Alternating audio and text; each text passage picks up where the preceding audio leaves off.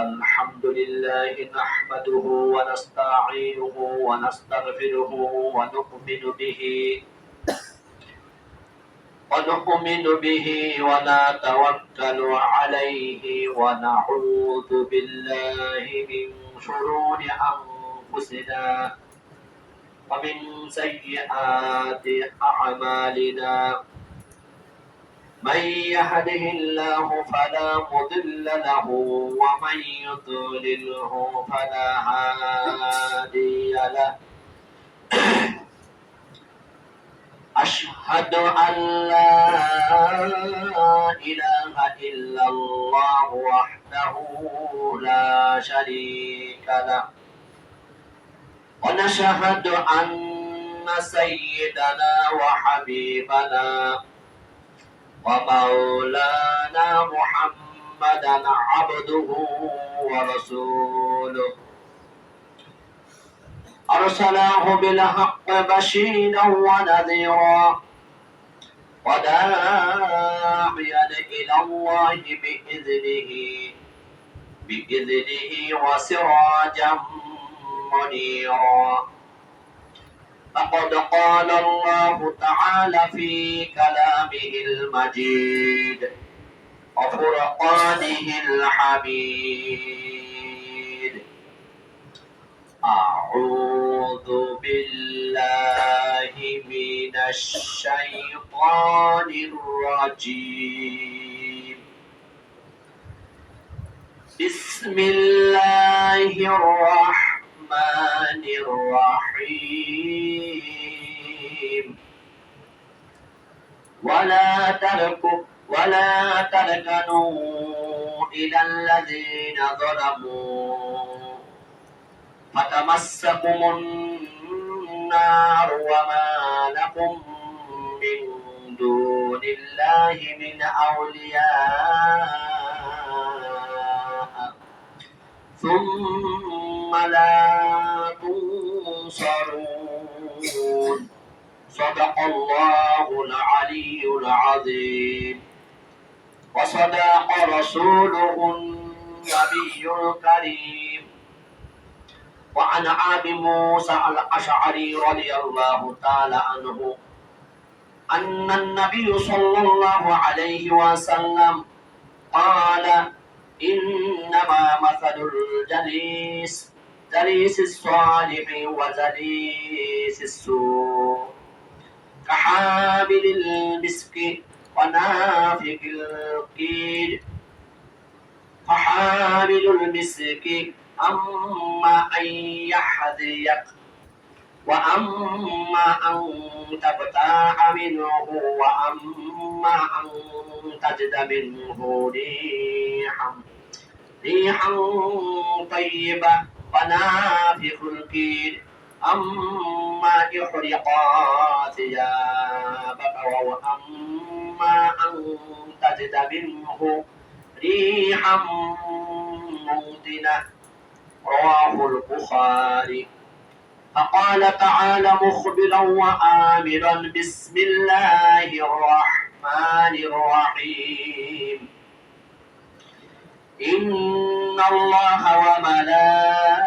وملائكته يصلون على النبي يا أيها الذين آمنوا صلوا عليه وسلموا تسليما اللهم صل على سيدنا مولانا محمد وعلى آل سيدنا مولانا محمد اللهم صل على سيدنا مولانا محمد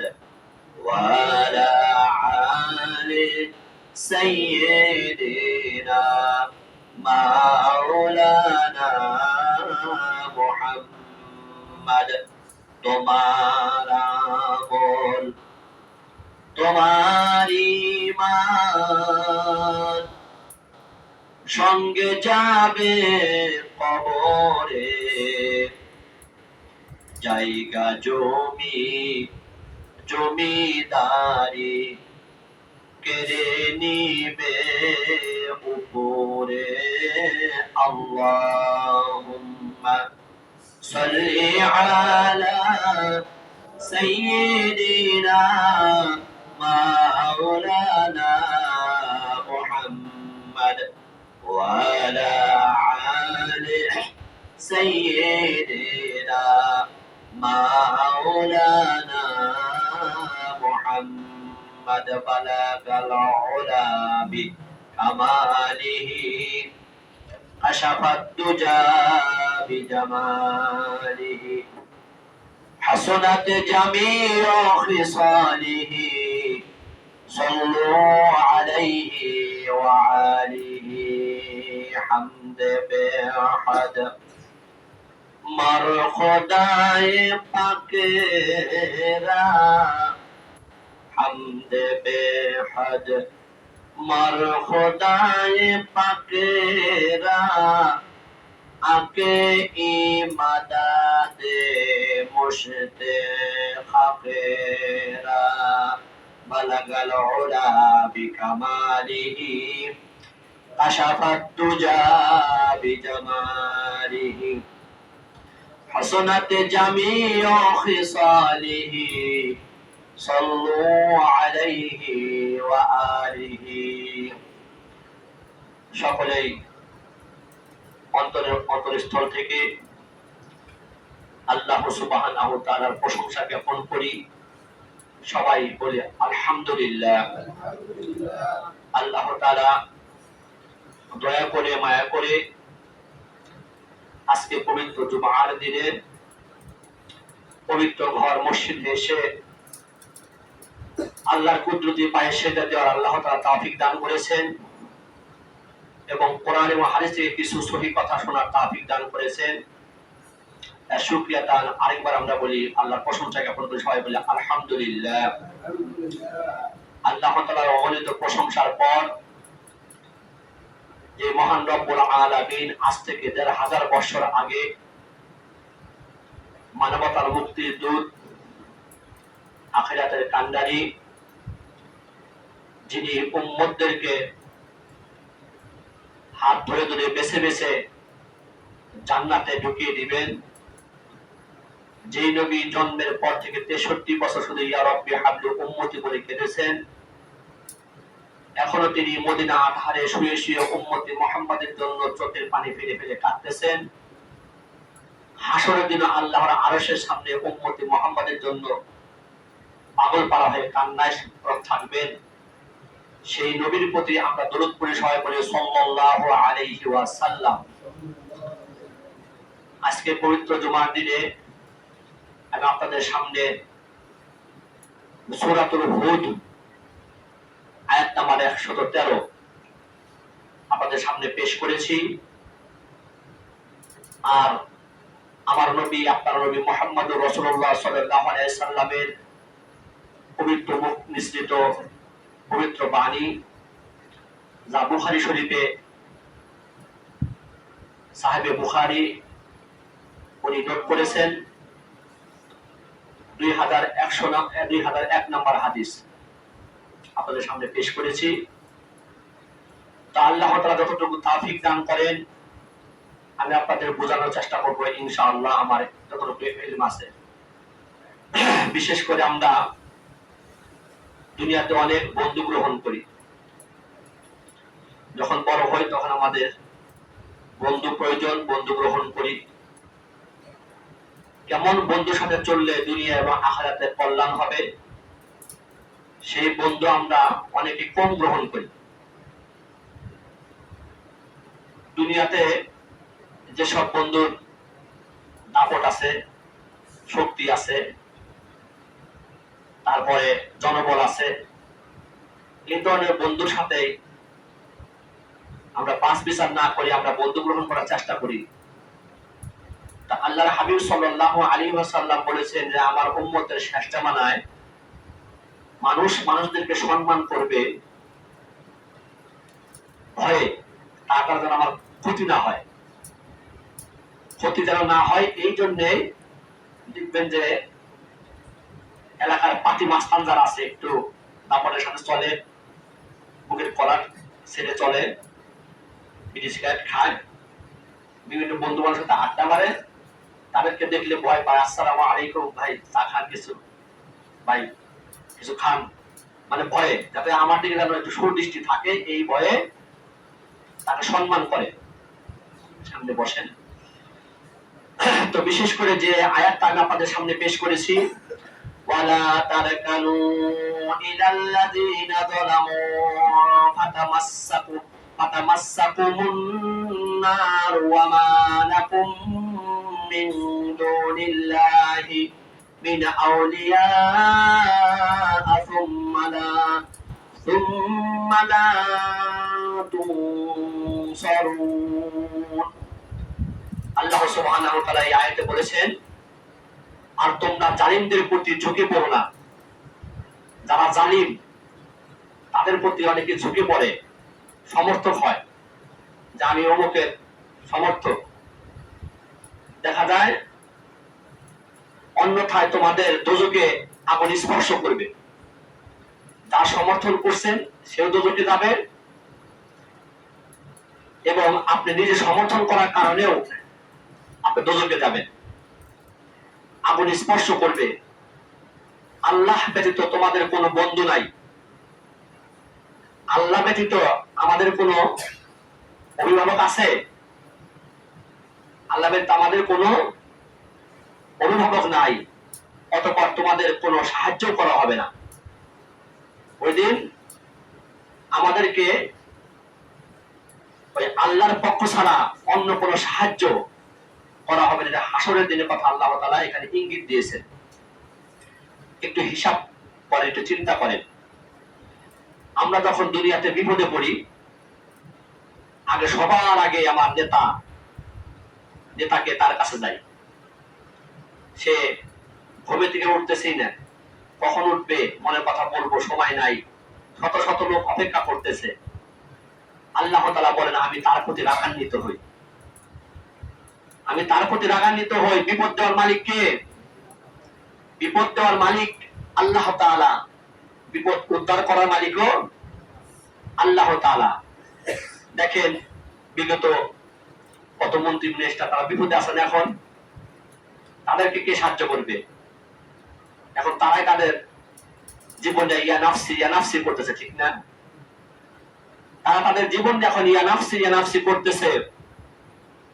তা আল্লাহ তাআলা এখানে আমাদের কি বুঝাইলেন যে তুমি যখন দুনিয়ার মানুষের পিছনে পিছনে ঘুরো, দুনিয়ার মানুষই তো আমার কাছে সাহায্য চায়। আমি আল্লাহ তাআলা সকলকে সাহায্য করি, আমি সকলের বন্ধু, কিন্তু আমরা কি করি? উল্টা চলি। আল্লাহ ছাড়া আমার দুনিয়া এবং আখিরাতের কোনো বন্ধু নাই। তাই আল্লাহ রাব্বুল আলামিন ইঙ্গিত দিয়েছেন, ও আমার বন্ধুরা তোমরা জেনে রাখো, যখন তোমার কেউ ছিল না তখন ছিলাম কিন্তু আমি। এখন তুমি দুনিয়াতে গিয়ে কত বন্ধু পেয়েছো, কত তুমি সাথী পেয়েছো, আমি আল্লাহ সুবহানাহু ওয়া তাআলাকে ভুলে রয়েছো, একটু কি খেয়াল করলে না? যখন তুমি আমাকে দুনিয়াতে ভুলে রয়েছো, আবার এমন একটা দিন আসতেছে অন্ধকার কবরে তোমার কেউ সাথী থাকবে না। অন্ধকার কবরে কেবলমাত্র শুধুমাত্র আমি আল্লাহ তাআলা তোমার সাথী, ওখানে আমি ছাড়া আর তোমার কেউ সাথী থাকবে না। ওখানে আর আল্লাহ ছাড়া আমার কেউ আর সাথী নাই। আপনি কাকে ভালোবাসবেন, কাকে মহব্বত করবেন, একটু হিসাব মিলিয়ে দেখেন। আল্লাহ তাআলা বলেন লা মা'বুদা ইল্লাল্লাহ, আল্লাহ ছাড়া আমার কোনো তো মা'বুদ নাই। আমি আপনি কিছু পাবো আশায়, পাওয়ার আশায় যখন দুনিয়ার মানুষের পিছনে পিছনে ঘুরি, আল্লাহ বলে তারা তো তোমার নকল মাবুদ, তার কাছে কি চাও সেই তো আমার কাছে ভিক্ষুকের মতো চেয়ে নেয়। তার কাছে কিছু নাই, সমস্ত কিছু দেওয়ার মালিক আমি আল্লাহ তাআলা। দুনিয়ার মানুষের পিছনে পিছনে বড় কিছু পাওয়ার আশায় সে তোমার দিতে পারবে না। একমাত্র মাহবুব, রিজিক দাতা, হায়াতের মালিক, সমস্ত কিছুর মালিক আমি আল্লাহ তাআলা। আমি আল্লাহর কাছে চাও, আমি আল্লাহ তোমাকে সব দিয়ে দিব। অন্যটা আবার এইভাবে কালেমায় বলা হয়েছে, লা মাহবুবা ইল্লাল্লাহ, আল্লাহ ছাড়া মহব্বত করার আমার কেউ নাই। একটু হিসাবটা মিলিয়ে দেখেন, দুনিয়ার মানুষ যখন কাউকে মহব্বত করে, সমস্ত মহব্বতের মধ্যে দুনিয়ার স্বার্থ লুকে রয়েছে। দেখবেন যখন আপনি বিপদে পড়বেন তখন আপনার সাথী একজনও পাবেন না। আপনার সাথে বাল্যকাল থেকে যে ব্যক্তি চলে বন্ধু হিসেবে, জীবনের বন্ধু, এই বন্ধুর কাছে আপনি যখন বিপদে পড়বেন, টাকা পয়সার প্রয়োজন, যে বন্ধুর কাছে গিয়ে বলবেন ভাই আমার 1.5 লক্ষ টাকা দরকার, 1.5 লক্ষ টাকা না দিলে আমার এই অসুবিধা, অমুক অসুস্থ, অমুকের চিকিৎসা করার টাকা আমার কাছে নাই। দেখবেন বন্ধু বিভিন্ন অজুহাত দিয়ে আপনাকে এড়িয়ে চলার চেষ্টা করবে কিনা বলেন? দুনিয়ার বন্ধু আপনি এড়িয়ে চলার চেষ্টা করবে, দেখবেন যে তখন আর দেখা করার সময় নাই, বন্ধু কত ব্যস্ত আছি, আমার তো টাকা পয়সা নাই, থাকলেও বলবে যে বিভিন্ন অজুহাত দিয়ে আপনার থেকে দূরে সরার চেষ্টা করবে। তাই আল্লাহ তাআলা বলতেছেন, দুনিয়া তোমার যে বন্ধু মিলাও, এইসব বন্ধুরা স্বার্থের জন্য তোমার সাথে চলাফেরা করে, বিপদে পড়লে বন্ধু যখন দূরে সরে যায়, আমি আল্লাহ ছাড়া তোমার মহব্বতকারী কেউ নাই। শুধু তাই না, একটু হিসাব মিলিয়ে দেখেন, লা মাওজুদা ইল্লাল্লাহ, আল্লাহ ছাড়া কোনো কিছুর অস্তিত্বও নাই। আমি আছি আজকে, আগামীকাল থাকবো না।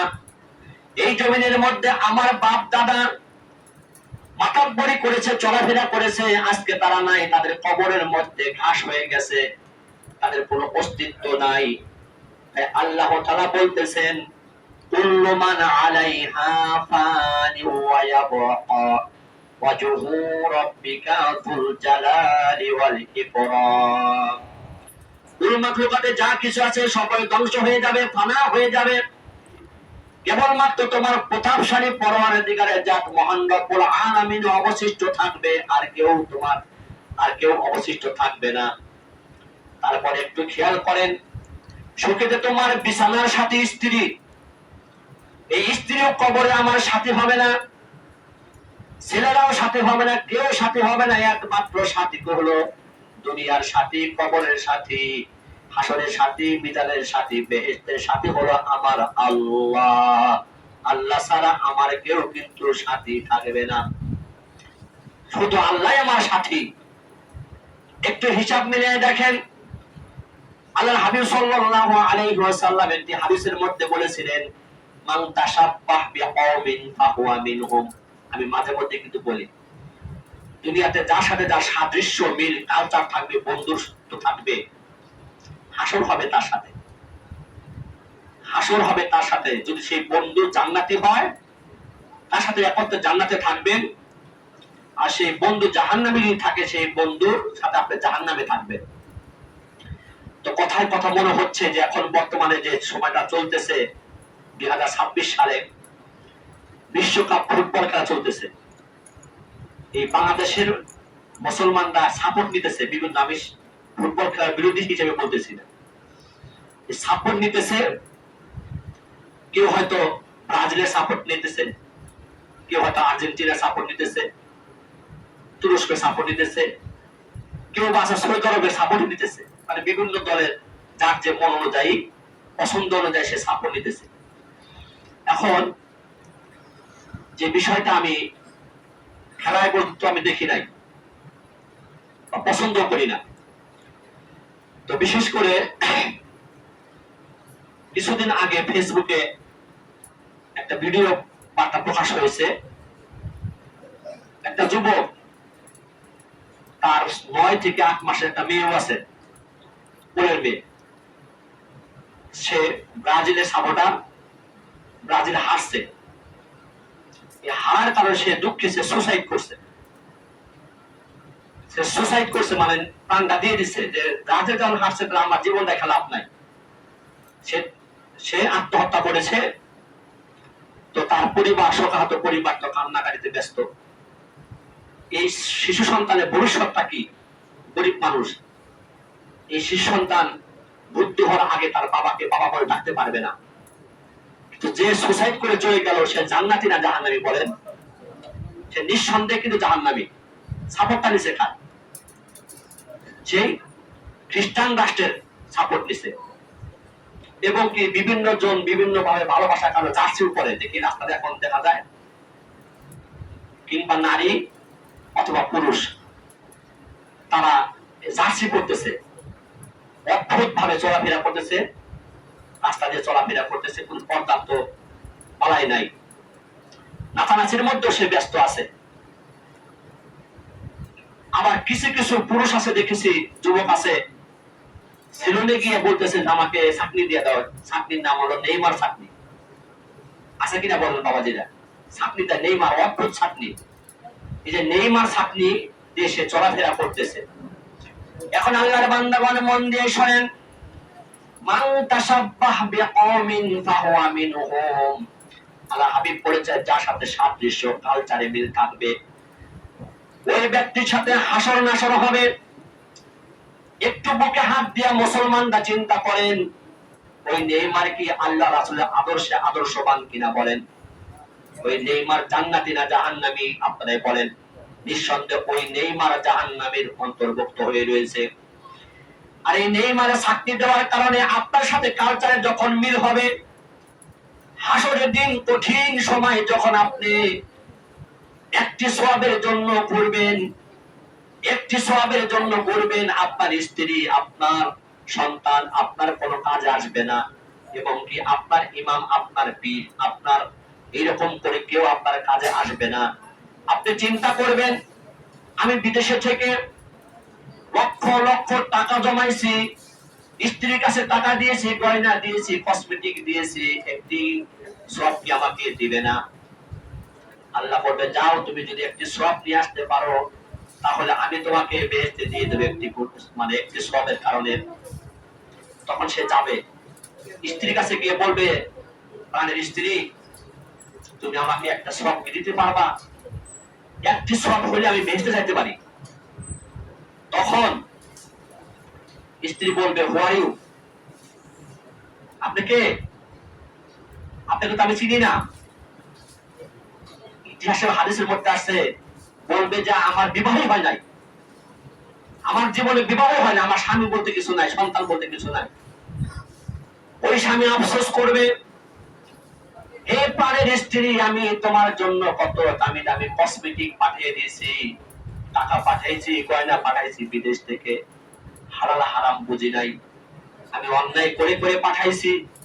এখন তো একটা সওয়াব তুমি দিতেছ না। চিন্তা করবে তাহলে তো আমার গেদা আছে, একটা গেদা বড় পোলা, মানে কত কষ্ট করে মানুষ করছি, আমার ছেলে হয়তো আমাকে দিবে।